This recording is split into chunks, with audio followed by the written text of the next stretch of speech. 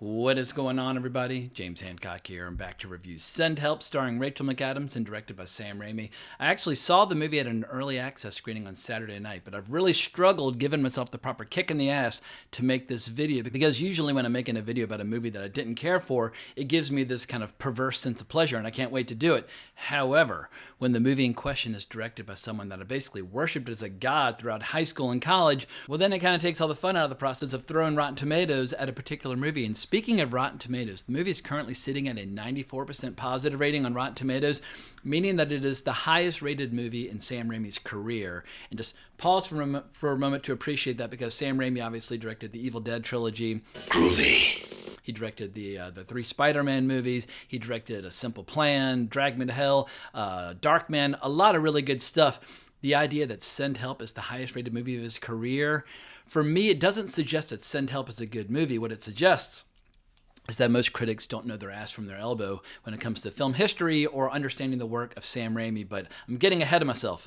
Long story short, if you prefer to read a positive review of Send Help, there are plenty of them out there for you to enjoy. But as far as my being within the 6% minority is concerned, I don't really mind having a minority view, but I won't bury my take deep in the video. Here's the gist. When you have a movie or a book or a boxing match or an arm wrestling competition or even a thumb wrestling competition, any contest of wills between two individuals, whatever type of entertainment is being offered, it is always more exciting when you have a battle between equals. And even if you hate one side or the other in a given contest, nonetheless, you will find the event or the story far more exciting if the outcome is totally unknown. A contest needs uncertainty, it needs tension, it needs conflict, because without conflict, there is no drama. And without drama, what you're left with is a movie like Send Help, a movie where for the entire duration of the story, the audience is expected to clap like seals as Rachel McAdams gets revenge on her mean boss.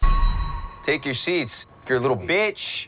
He's basically an entitled loser where there will not be a single person on planet Earth who's going to root for him or expect him to win under any circumstances. And I'm sorry, that's boring as fucking shit, and Sam Raimi should know better, because we only have thousands of years of examples of far superior storytelling. But let me take a few examples from movie history to make my point.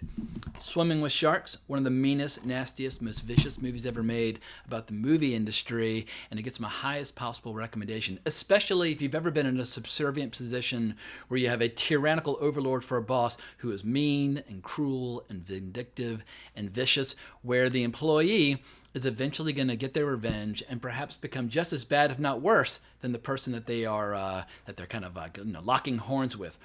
You have no brain.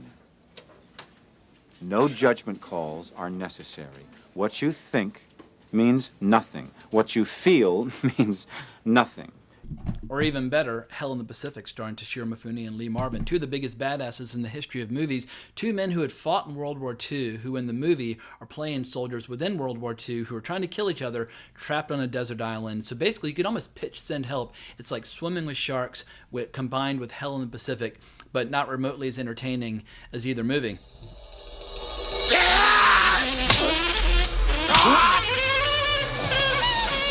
Because in Send Help, we have a scenario where Rachel McAdams is playing an executive who's brilliant but awkward, but she's struggling to get ahead in the company that she works for because she's a girl and she's awkward and she's kind of a nerd and she's got bad hygiene. Oh, Linda, before you go, I forgot to mention I've received a few complaints about you. Complaints? Noxious odors.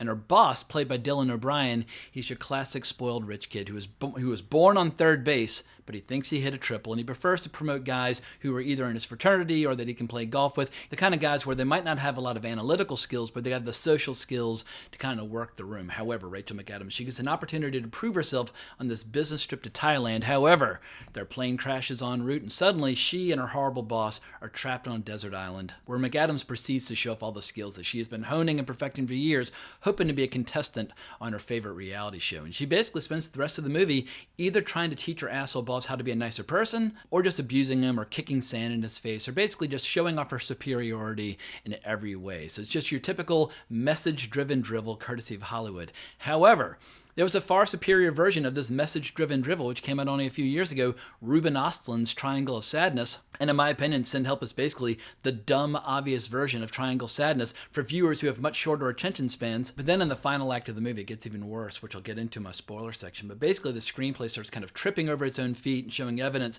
of multiple rewrites taking the story in conflicting directions, where thematically you're like, wait a second, what was the point of this stupid fucking movie that we just watched? But let me slow down now and talk a little bit about why it's so painful for me to criticize this movie, because there was a time, long before I was a movie junkie or obsessed with film history, Sam Raimi was one of the first directors where I knew of him by name and followed his work very closely. But I didn't look upon him like a filmmaker like Steven Spielberg or George Lucas. I looked upon him more like a rebellious young rock star. Hi, I'm Sam Raimi, the director of The Evil Dead. I've invited Jonathan Ross to see my new movie, Evil Dead 2. Oh, I don't believe this. And just to put it like my nerddom and more in perspective, my fellow Sam Raimi enthusiasts and I, we co-founded a club called the Dead by Dawn Society, where a couple times a year we would gather in this little biology lab, and on the world's smallest screen, we would watch the Evil Dead trilogy. And I still have my DVD of Evil Dead right here, which is falling apart. I have to handle it very carefully because it's got a bunch of foam latex for the Book of the Dead. But every time I touch it, I mean, this thing's like 25 years old now, flakes fall off. But if you ever want to get the true story about the behind the scenes of making Evil Dead, If Chins Could Kill gets my highest possible recommendation as well, where Bruce Campbell, in loving detail, chronicles everything about just the pure hell this guy's went through in making that movie. It's like the ultimate filmmaker's dream, where you have young director or young filmmakers getting together, going out into the woods, making just a mean and nasty, gnarly little horror movie, and a bunch of careers are launched, and then watching as Sam Raimi's career evolved into movies like Darkman or A Simple Plan, or when he started making his Spider-Man trilogy. Admittedly, Spider-Man 3 is not as good, but like Spider-Man and Spider-Man 2 were the first superhero movies where I was like, whoa, these aren't just entertaining, but they're also really good comic book adaptations. I can remember sitting there in the theater during the opening credit sequence of Spider-Man 2 when you're looking at all that astonishing Alex Ross art and you're hearing Danny Elfman's score, and I was like, this is so emotionally overwhelming. I don't even know if I can process it, and I ended up seeing the movie many times in the theater.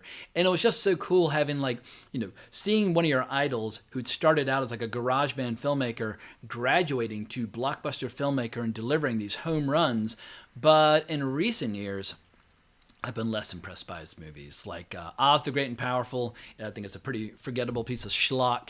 Doctor Strange Multiverse of Madness has a few sequences that I like, but overall, the movie is not aged particularly well. But Send Help, of all the movies that Sam Raimi's ever made, and I've seen every film he's ever made apart from a few short films that are kind of hard to find, I think Send Help is the weakest movie of his career. But once again, Rotten Tomatoes, right now he's currently sitting pretty at 94%. Obviously, there are other people out there who disagree. But the explanation for the film's appeal is pretty simple. There are a lot of people out there who dislike the type of person that Dylan O'Brien is playing, and they enjoy watching that type of person getting poked with a stick or humiliated or tortured or whatever the case might be. But in order for me to get real emotional satisfaction out of a premise like that, the character played by Dylan O'Brien would have to be as well written or fully realized as one of the characters from a show like Succession, where he can still be wealthy and privileged and entitled, etc., but he can't just be a punching bag. That shit gets real old, real boring, real quickly. But also, Rachel McAdams is horribly miscast in this movie, and I love and adore Rachel McAdams. I've had a huge crush on her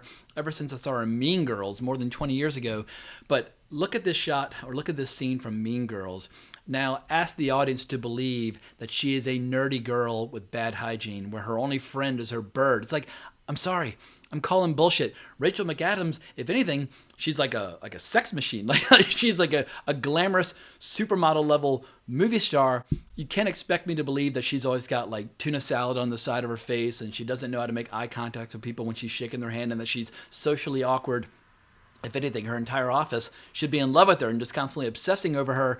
And so from the word go, I'm like, you should have cast somebody else if you want me to believe that she's doomed never to get promoted due to a toxic work environment. And also, the movie doesn't even have the courage of its convictions to kind of stick to the bit, because the moment Rachel McAdams' character arrives on this island, she starts strutting around basically like she's Raquel Welch from like 1 million years BC, like in a fur bikini and a spear, and hunting boar, and just basically looking like a goddess, while showing off a range of skills like she's Tarzan and has been living in the jungle for like 20 years, before this movie got started. And the movie could have easily been enhanced with a few simple tweaks to the story, like Dylan O'Brien's character, like let him remain a scumbag and entitled and an abusive, horrible boss, etc., but give him one or two skills that allow him to have a possible chance at outwitting Rachel McAdams on this island. Like, what if he were like a really good at seducing women or something like really charming, like a total Lothario, and through flattery and through charm and through subservience, he slowly but surely started to kind of,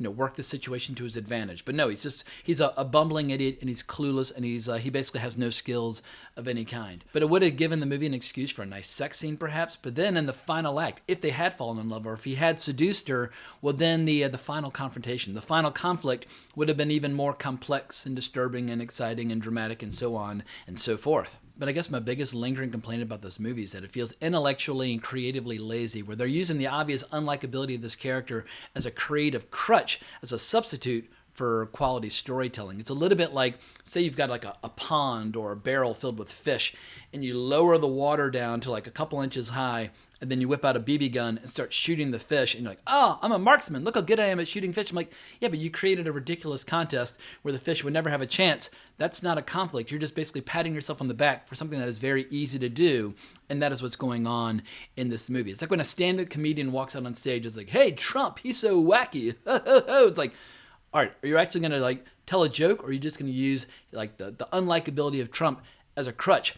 That is what this movie is doing. But if people just want to watch a movie where for the entire story you basically have your typical generic tech bro, for lack of a better term, just getting abused and humiliated and so on and so forth, like that's fine. But for me, that's the intellectual and creative equivalent of raccoons going through your garbage and eating shit you threw away like a week ago. It's not very appetizing. And that laziness on the part of the writers carries over to the point where it kind of spoils every single detail in the movie that might otherwise be an effective scene. Like, and this is very spoiler light, but early on in the movie, Rachel McAdams is sitting in the office looking through a glass wall, and her horrible boss and one of his old fraternity brothers, as they're swapping golf stories and bonding, and she feels left out of the fact that they can swap golf stories, blah blah blah. But the guy's telling a story where he's demonstrating his golf swing, but the actor, you can tell, has never held a golf club in his life. It's like, you know what? There are plenty of good-looking guys out there who look good in a suit, who know how to swing a golf club. Hire an actor who actually knows how to tell a story in a funny way, but he does this stupid little motion. I'm like, I don't even believe that these quote-unquote tech bros or frat bros or whatever have ever been on a golf course in their life. The jokes would be funnier and the social satire would be more withering and more critical and more cruel if you actually believed any of these characters actually came from the world that they're supposed to represent inside the movie. It's almost like the writers are assuming that the audience is going to dislike these characters so quickly and so immediately that they actually don't have to do any work of any kind setting them up as legitimate villains in the story. And there are a few things more annoying than writers who think they're being really biting and satirical and really clever when they're really just being obvious and clumsy and stupid and lazy. But in order to make my last few points, I will have to go into spoiler terrain. So last warning, 3, 2, 1, I'm going to give away one or two major plot twists later in the movie. So if you don't want anything spoiled, this is my official warning, blah, blah, blah, yada, yada, yada. All right, now if you're still with me, the scene that's probably going to get the most attention in this movie, some people are going to think that it's like this really balls to the wall, really intense, gross, visceral scene. For me, it was totally chicken shit. Because there's a scene where Rachel McAdams tricks her horrible boss into eating something that paralyzes him. So he's sitting there, and she whips out a big old knife, and out of frame starts suggesting that she is sawing off his balls and saying, oh, you're not going to miss these, you're going to be totally fine, blah, blah, blah. And she's sawing away, and he's crying. He's like, argh! And I could hear everybody in the audience kind of squealing and squirming. I was like, all right, you know what? I might not like the movie, but at least this is a really gross, disgusting, visceral, intense scene that is, like the Sam Raimi of old, where he just was totally fearless and was willing to put anything on the screen that he thought of.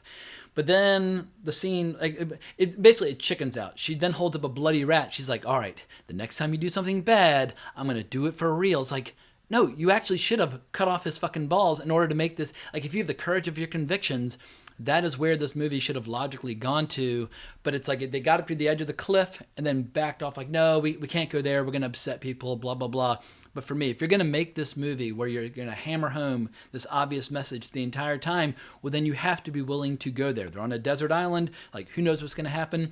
She probably should go full Lord of the Flies and be willing to chop his balls off then and there. But the final straw of my hatred for this movie comes in the final act, where the character played by Rachel McAdams undergoes what I can only describe as a heel turn, as they say in the world of wrestling, where the hero of the story becomes a bit of a lunatic and a psychopath, and yet we're still supposed to root for her. But toward the end of the movie, two people come looking for the horrible boss and want to save him, and Rachel McAdams marches them up on a cliff and lets them fall to their deaths. And this is a girlfriend and a random captain that she's hired to take around by boat looking for her boyfriend. And I get that the character played by Rachel McAdams has been subjected to some mean bullying in the office, but that does not justify murdering two people in cold blood. But you can tell the writers, they don't quite know if they want to continue with their message or not at this point. But like, the movie's too message-driven to work as like a schlocky genre film, but it's too much of a schlocky genre film to really be effective as a message movie, because it starts sending the audience conflicting messages. And I'm sure some people are going to say, oh, but you're not understanding the movie. That's the whole point. They're trying to make the audience complicit and like understand where she's coming from, where if you're abused long enough in the office, that you are quite literally capable of murder and becoming that which you despise in the first place. But the movie's way too messy and incoherent and inconsistent to drive that point home, because she becomes increasingly unhinged and disturbed from that point on. And the final nail in the coffin that reveals these writers to be nothing more than idea thieves is the fact that they steal the ending from Triangle of Sadness, where there's this like really exotic resort / mansion on the island that's been there all along, where they think they've been on this deserted island, but all the food and all the resources they could ever need are right there, which leads to this big epic fight within the house. I'm like, you know what? Like, people who watch movies tend to watch a lot of movies, and I've seen Triangle of Sadness. You're not allowed to steal from movies that just came out a couple of years ago. Like, if you want to pay homage to a great movie from the past, maybe I'll let you get away with it. But Triangle of Sadness is basically brand new, and you're offering a similar message and a similar premise and a similar ending. I'm sorry, I have no choice but to just label you as thieves and ripoff artists. And what made the experience all the more annoying is how at the end of the movie, when Rachel McAdams' character finally makes it home, and she's now successful and wealthy and powerful and beautiful and confident, and she's basically become all the things that she despised back at the beginning of the movie, there were a few people in the audience that were like, woohoo, like, go girl, like, we're rooting for you, blah, blah, blah. And I wanted to say, you just saw her like 20 minutes ago murder two people in cold blood because she's so consumed with her desire for revenge. So you're basically signing off on her actions. And some people are going to say, oh, well, you're misunderstanding the movie. It's supposed to be like American Psycho by Bret Easton Ellis, where we're kind of rooting for the psychopath. But American Psycho is not message heavy. It's not trying to be good for you. It's not trying to say, oh, tech bros are bad and like the girls in the office are good, so we got to root for them no matter what they do. American Psycho is not that kind of story at all. If anything, it's total nihilism and chaos, totally devoid of any messaging of any kind, where you're allowed to interpret what's going on. These writers are clumsy and obvious and stupid, and they have a very clear agenda, but they kind of don't even understand their own agenda by the end of the movie. In any case, long story short, I dislike the movie. I hope I've done a relatively decent job at articulating some of my frustrations with the movie. And if people want to, buy a ticket and go see it, like, more power to you. Like, the fact that it is an original thriller, not based on pre-existing IP, directed by one of my childhood heroes, there's plenty on paper for me to root for. And I've had a crush on Rachel McAdams for more than 20 years. So enjoy Send Help. Have fun.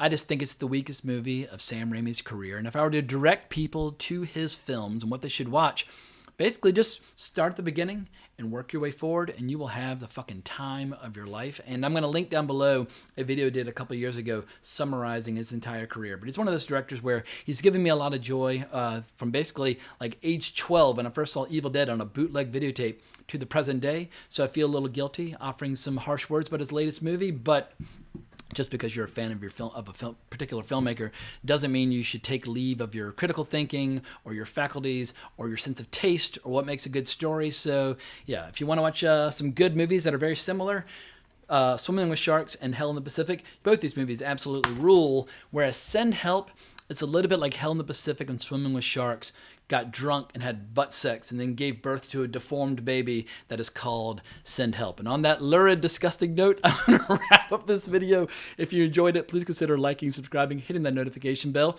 And if you love the movie, by all means, hit me with your best shot. Let me know how I'm wrong down in the comments. But I hope everybody has a great weekend at the movies, but more importantly, as always, onwards and upwards.